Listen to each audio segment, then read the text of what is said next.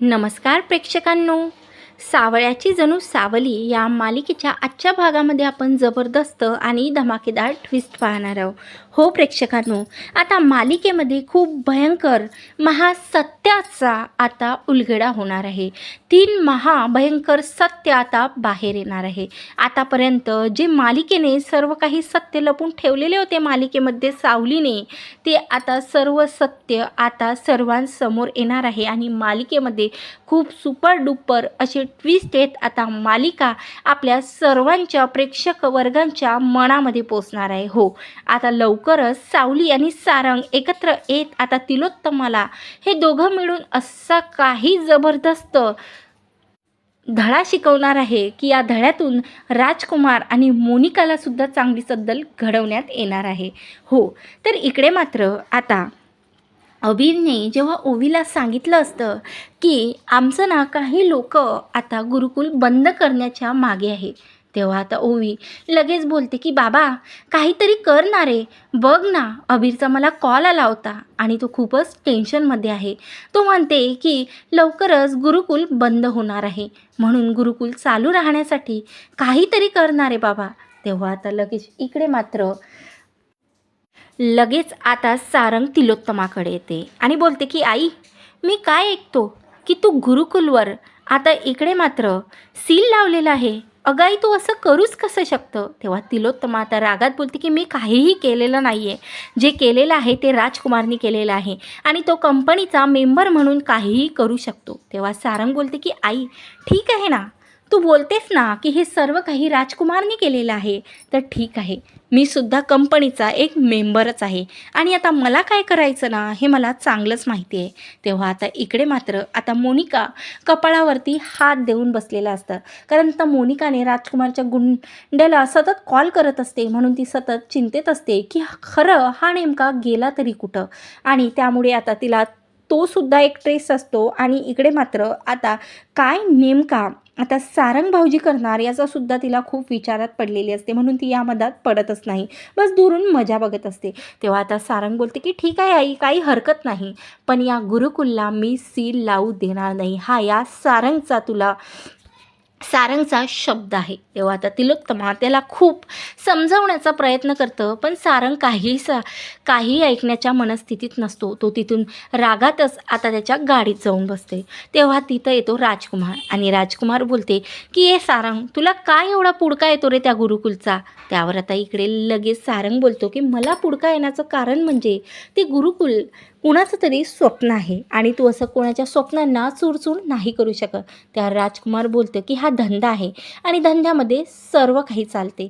तेव्हा आता इकडे लगेच सारंग बोलतो की धंदा नाही हा, खरंच तू चोर आहे, चोर.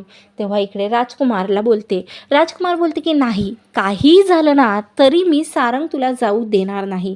माझी ही गाडी तुझ्या गाडीच्या मधात मी ठेवतो आणि या गाडीला उडूनच तू आता इथून जाऊ शकतो. ठीक आहे. आता इकडे सारंग बोलतो की ठीक आहे, तुला जसं वाटत असेल ना मी तसंच करते.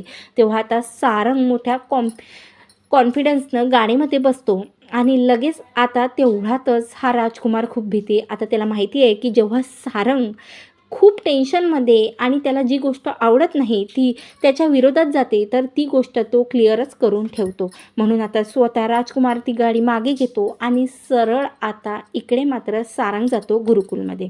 आता गुरुकुलला असं सील लागल्यावरती जगन्नाथ बोलते की बघ ना सारंग, हे सर्व काही तिलोत्तमाने केलेलं आहे आणि मी तिच्याकडे बोलण्यासाठी गेलो तर ती म्हणते की मी काहीच केलेलं नाही आहे, खरंच तुझ्या आईचं करायचं तरी काय. त्यावर आता सारंग लगेच एक दगड हातामध्ये उचलते आणि बोलते की हो, हे सील आता जगन्नाथजी मी तोडणार आणि हा गुरुकुल जे काही सावलीचं स्वप्न आहे ना हे मी कधीही बंद करू शकणार नाही, याचं सील मी तोडणार. तेवढ्यातच आता तिथं म्हणजे ती येते तिलोत्तमा आणि राजकुमार. आता तिलोत्तमा बोलते की हे बघ सारंग, हे तोडू नको सील, तू जर असं केलं तर हे पोलीस तुला अरेस्ट करणार आणि आपलं खूप मोठी ब्रेकिंग न्यूज बनणार की तिलोत्तमा मेहेंदडेच्या सारंग मेहेंदडेला तिच्या मुलाला अरेस्ट केलेला आहे गुरुकुलविषयी. आता गुरुकुलला सील केल्याबद्दल आपली खूप मोठ्या आपल्या कंपनीला लॉस होऊ शकतो. सारंग प्लीज तू असं काहीही करू नको. त्यावर आता सारंग बोलतो की हे बघ आई, मी तुला अगोदरच सांगितलं की तू या सर्वांमध्ये पडू नको, तुला जे करायचं तू केलं, पण आता मात्र मला जे करायचं ना ते मी करणार. तेवढ्यातच आता तिथं येते ती म्हणजे सावली. आता सावली बोलते की का असं केलं तिलोत्तमा मॅडम? तुम्ही मला वचन दिलं होतं की मी सारंगपासून दूर राहायचं आणि त्याच्या बदलात तुम्ही हे गुरुकुल मला द्याल आणि तुम्ही तुमचा शब्द पाळलेला नाही आहे. पण आता मात्र मी सारंगपासून दूर राहणार नाही. सारंग, आजपासून मी तुझ्यापासून एक खूप मोठं सत्य लपवलं, पण आज मला माहिती पडलं की तुझं माझ्यावरती किती प्रेम आहे आणि आज ओवीमुळे मला आणखीन तुझ्याबद्दल एक सत्य माहिती पडलं. का रे खोटा बोललास तू माझ्यासोबत? सांग ना सारंग. त्यावर आता सारंग बोलते की काय झालं सावली, मी काय खोटं बोललो तुझ्याशी? की ती सुशीला तुझी बायको आहे.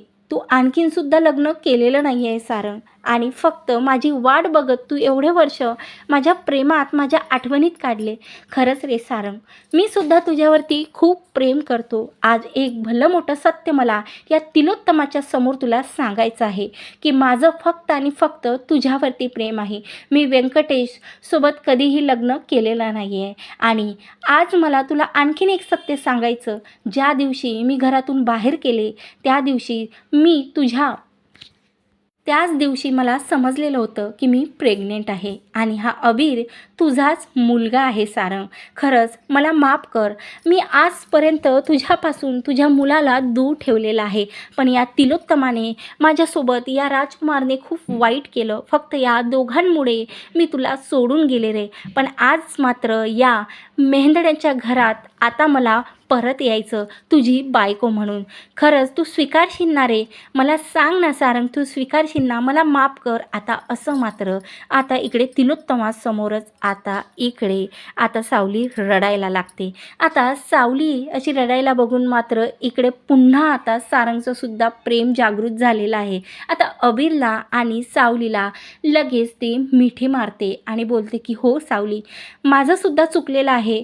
मला या राजकुमारच्या बोलण्यात आणि आईच्या बोलण्यावर विश्वास न ठेवता तुझ्यावर विश्वास ठेवायला हवा होता गं. खरंच मला माफ कर. अशा प्रकारे आता जगन्नाथ लगेच तिलोत्तमाच्या समोर येते आणि तिलोत्तमाच्या कानाखाली मारत बोलते की आजपर्यंत तू या दोघांना वेगळं केलं, पण बघ तिलोत्तमा आणि राजकुमार, आज नियतींना पुन्हा सारंग आणि सावली एकत्र आलेलं आहे. त्यांचं आता सुखी कुटुंब एकत्र आलेलं आहे आणि आता या कुटुंबाला कोणीही वेगळं करू शकणार नाही, कारण आता त्यांच्या पाठीशी हा जगन्नाथ आहे. आता जेव्हा या कुटुंबापर्यंत पोहोचण्याच्या अगोदर तुला तिलोत्तमा या जगन्नाथपर्यंत पोचावं लागणार. तेव्हा मात्र आता तिलोत्तमाचा राग तळपायातला मस्तकात केलेला आहे. तर राजकुमार तर खूप टेन्शनमध्ये आलेला आहे की अबीर आता हा मेहंदड्यांच्या घरचा वारीस होऊन आता ही तिलोत्तमाचं मन बदलून आता पूर्ण प्रॉपर्टी हा अबीरच्या नावाने नाही करावं, याचं टेन्शन आता त्याला खूप मोठं आलेलं आहे. तर मोनिकाला सुद्धा जबरदस्त असा धक्का बसलेला आहे. खरंच प्रेक्षकांनो, आता सावली सारंग तर एकत्र आलेला आहे. अबीर हा मेहंदड्यांचा वारीस आहे हे सत्य आता स्वतः सावलीने आता तिलोत्तमाला उत्तर देत आता खूप मोठा धमाका केलेला आहे. पण खरंच आता नेक्स्ट डाव हा राजकुमार काय करणार आहे हे पाहणं खूपच रंजक आहे. तर इकडे मात्र अमृताच्या आनंदाला तर ठिकाणाच नाही, कारण आता पुन्हा सावली आणि सारंग एकत्र आलेला आहे. खरंच प्रेक्षकांनो, तुम्हाला आता लवकरच हा जबरदस्त ट्विस्ट मालिकेमध्ये पाहायला मिळणार आहे. म्हणून अशी सावल्याची जणू सावली या मालिकेचे जबरदस्त ट्विस्ट बघण्यासाठी माझ्या चॅनलला नक्की सबस्क्राईब करा. व्हिडिओ आवडल्यास लाईक करा. धन्यवाद. जय गजानन माऊली.